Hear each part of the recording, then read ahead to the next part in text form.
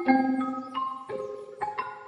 name is Winnie and I'm in the fashion industry, as Hilda has told you. And I live in Spain, and I'm just really grateful to be right here, and can't wait to see how the discussion goes on, because I'm sure it's going to be really insightful. My poor little children will one day live in a nation where they will not be judged by the color of their skin, but by the content of their character. I have a dream. What do you do in fashion industry? I do clothes. I design clothes. I make clothes. I do patterns. I do everything from the sketchwork up to the end result. But I mainly do my clothes with a touch of African print and the Occidental culture, of course. So that is basically where I am here. That's nice. I've seen some of your work. I went straight to see. I know a friend of mine, one of the girls that was your model, Nina Mirepesh. Oh, yeah. So I've seen her model. Amazing one. I'm like, read this. I'm like, check it out. And she told me she's pregnant. I'm like, okay, not far away from where I live. So True. It's an honor. I'm happy that we have actually gotten to connect. Hi, everybody. We're talking about life as Black entrepreneurs in Europe. So what part of Spain are you best? I'm in Girona. Okay. Yeah, I'm in Spain, Girona. That is like an hour from Barcelona.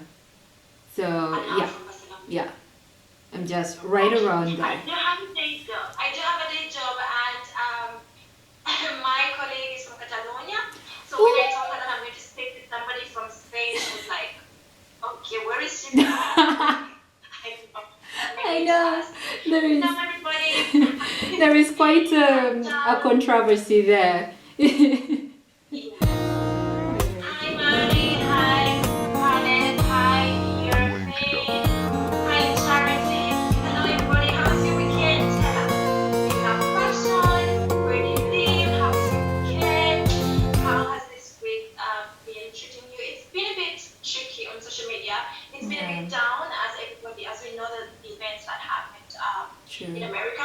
Definitely, it doesn't only touch America, it touches the world as a general. Yeah. And we're actually having a protest in Milan, and I'm going to join tomorrow.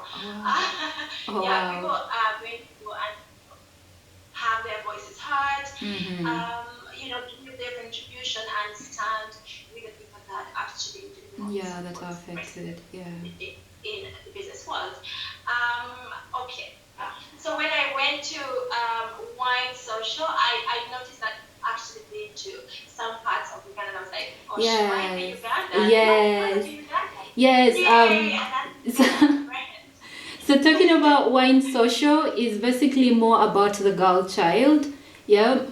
We gather a few resources that we can. Whether scholastic material or school fees in a monetary aspect, and we go to the north and we work with the different schools, and we choose a couple of kids that are really smart, but they do not have the financial capacity to go ahead, and mainly the girls, because the parents, the deeper you go in Uganda, the worse it gets, because the parents are like, you're a girl, you have to get married at 16, and it just doesn't sit right, So the plan is we get the monetary funds or the scholastic material, and we fund the girls that are smart in school, but the families do not have the capacity.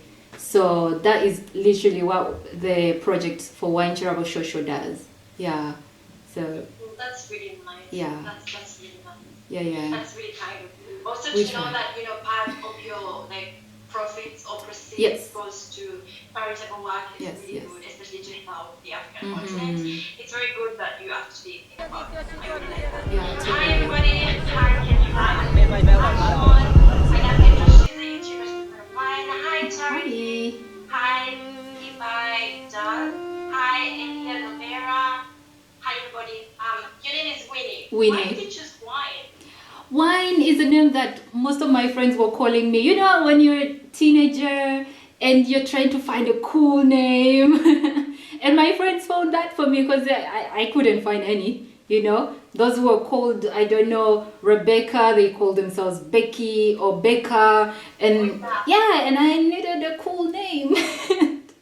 And my friends got me a cool name, and they started calling me Wyne. And I thought, oh, that's cool, I'll take that.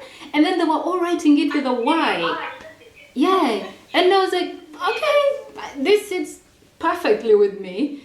And when time came to look for a name, it just made sense. It just made sense. Yeah. From a nickname to, a brand name. Yeah, to a brand How name. easy is that? Yeah. Do you know how many people actually have to pay for brand names or somebody to come up with brand know. names? Mine was just right there in my face the whole time. Yeah. That's great. Yeah. That's great. That's great. Yeah. So Winnie, what inspired you to start this business? What inspired me was, first I was a fashion model in Uganda. Oh. And I saw the need. When you're a model, you're backstage, you see stuff happening, and you see the missing spots, and you're like, I could do it like this, or I could do it like that. And I thought, I can do this, because I'm the kind that watches news just to criticize what the anchor is wearing. So why wouldn't I, So I thought, I can do this, because I love clothes, I love fashion. The only thing left is for me to do what I feel like I can wear and I can present and say, this is me. So that is what inspired me, really. Why did you study? In Uganda, I did a MicroFinance, okay? And then when I came here, it was just like the big time opportunity. Do what you want, Winnie. What do you really, really want to do? Because I did not enjoy my practice, my internship in the bank and trying to chase after loans and credits. It was like, hold up, this is not for me. And I switched. So when I came here, it was like, now is the time. Now is the time to step in and do what you want. And I went to the university, I applied, and I did a degree in fashion and design. Oh, so you did study fashion? Yes, I had to. Yeah, it was. I'm just wondering what fashion school is like. Do you just, I don't know, do they teach you how to draw? What happens in fashion school? Because I think it's not very easy. And I have been to the fashion show, and all these creatives spend about 24 hours for just a 3-minute show. Like they spend 24 hours getting every thread, every detail together for just 3 minutes. Yeah.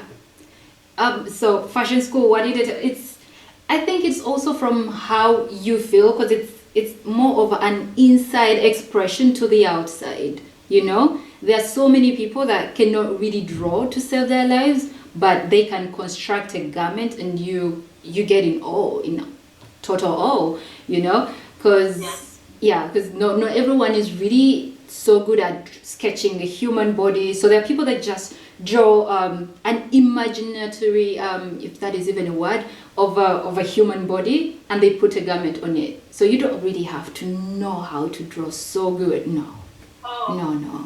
Yeah. And it's more practical, so it's not boring. Okay, I'll just say hello.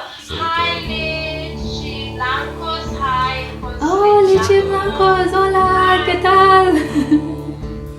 Hi, Maniti. Hi, Eoisas. Hi, Jerma. Hi, everybody. How are you? Hi, guys. So, you told me that you're in Spain, doing all these things. How has your experience been? It has been, as a black person, let's say as an entrepreneur, as a fashion designer, I can say it's been receptive. It has been really receptive. The people are quite curious, and that is a nice thing for me, especially because when they're curious, then that means that they want to know, what is she bringing up. It gives a bit of pressure, but it's a nice kind of pressure because it puts you on your A game, because you have to be there. The people are willing to see. Let's see. We've been seeing, because the most of the black people that are living here, they are mainly Muslims. They are from either Gambia, Senegal, and all these kind of countries that are mainly Muslim countries. And their kind of dress code in relation to, let's say, Ugandan dress code, it's kind of more conservative, and the people were more curious about, what am I going to bring to the table? What is new? what else can Africa give us, you know? So it was receptive. It was receptive in that sense, yeah. Yeah. Go ask question. When did you start? I started in 2015. Yeah, that is when I started to like really think about this as something that can, you know, be a business venture. But to capitalize on it, that was in around 2018, 2017. That's when I started to capitalize on it. So yeah, Right. at first it was more of me conceiving the idea. So that's why I said 2015, because I was still conceiving the idea and then trying to digest it. Is it true? Can I do it?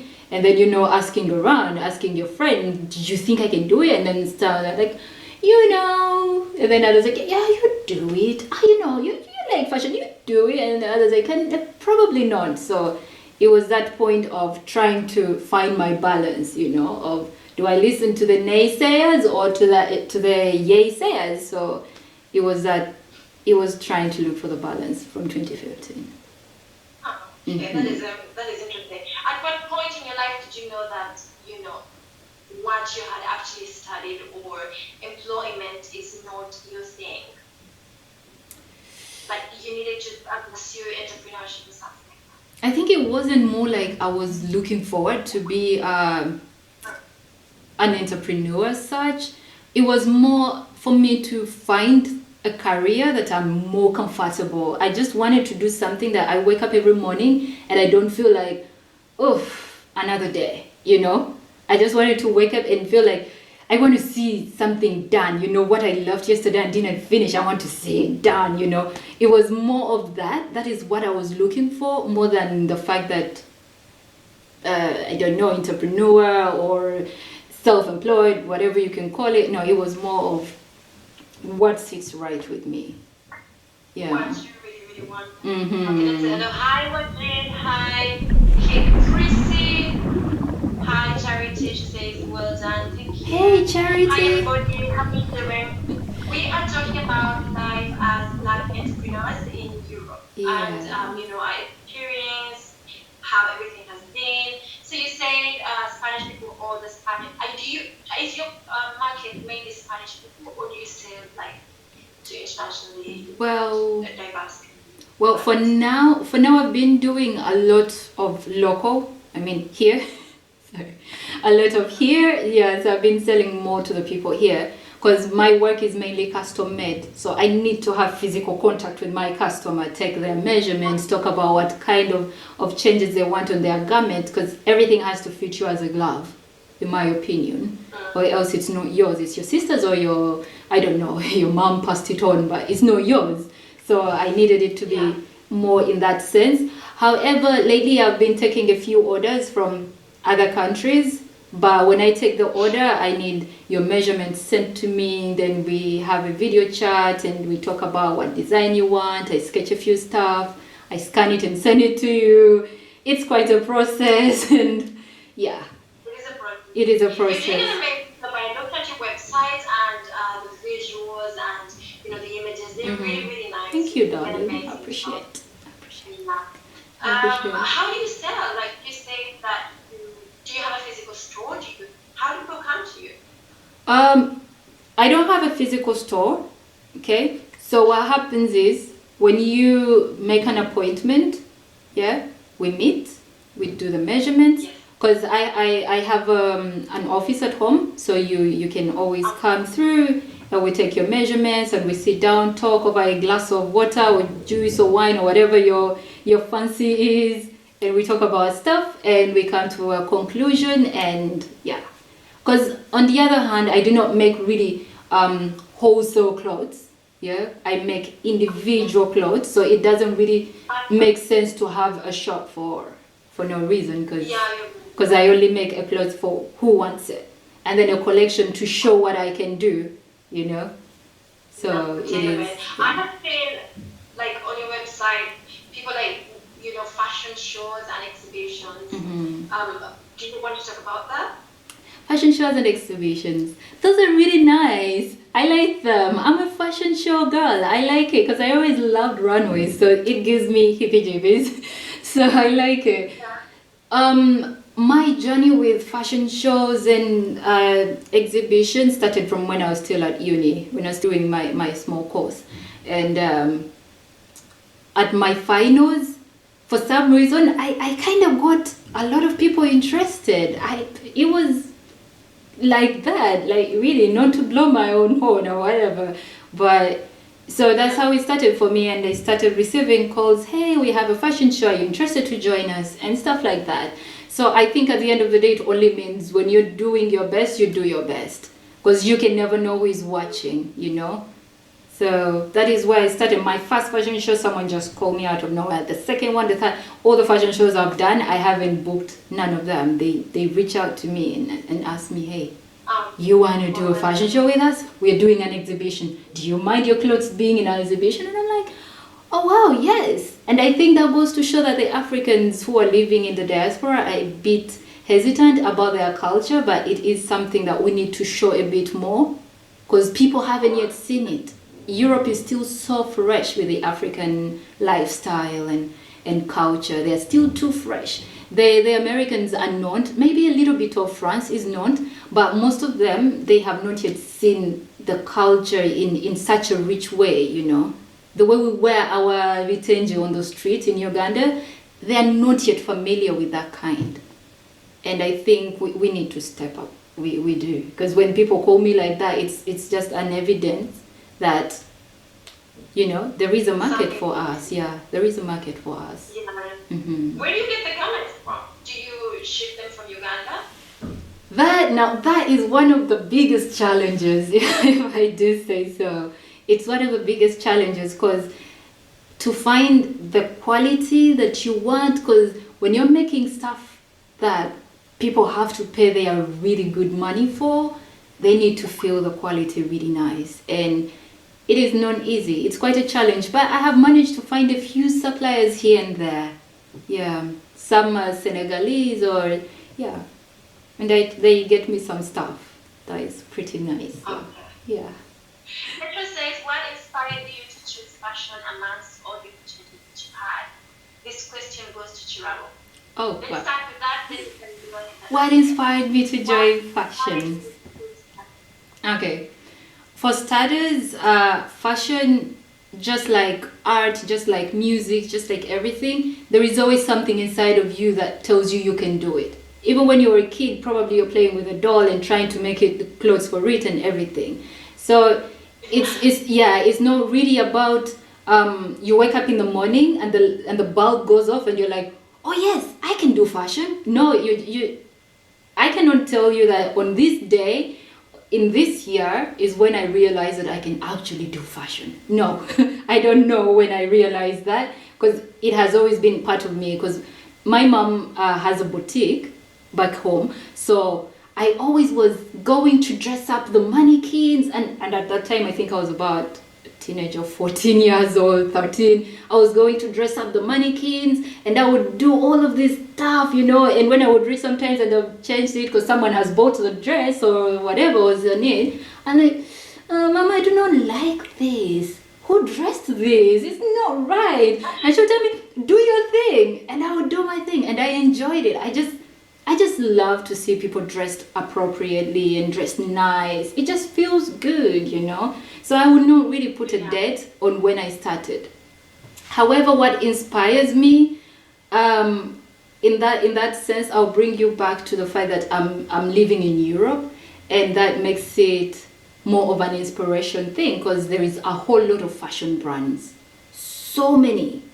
I think, Hilda, you will agree with me, because Europe has like some of, if not the biggest fashion cities, you know, say Milan, say wherever you go, to Madrid or Barcelona, all these cities are big fashion cities, you know, Paris. So seeing a lot of fashion happening around me and not seeing a little bit of African drop on it, for me, it just triggered the fact that this is it. I gotta do this. Where is the blood? I want to see the African drop in there, you know? And yeah, that is what inspires me on a daily. Yeah. That is good. Thanks for that answer. Let's try to answer the other questions, which are also, you know, to do with inspiration.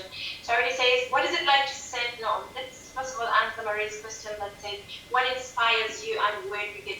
motivation. I think that's a little bit has been answered, right? Yeah, The answer totally. is a little bit. Do you want to expand on that?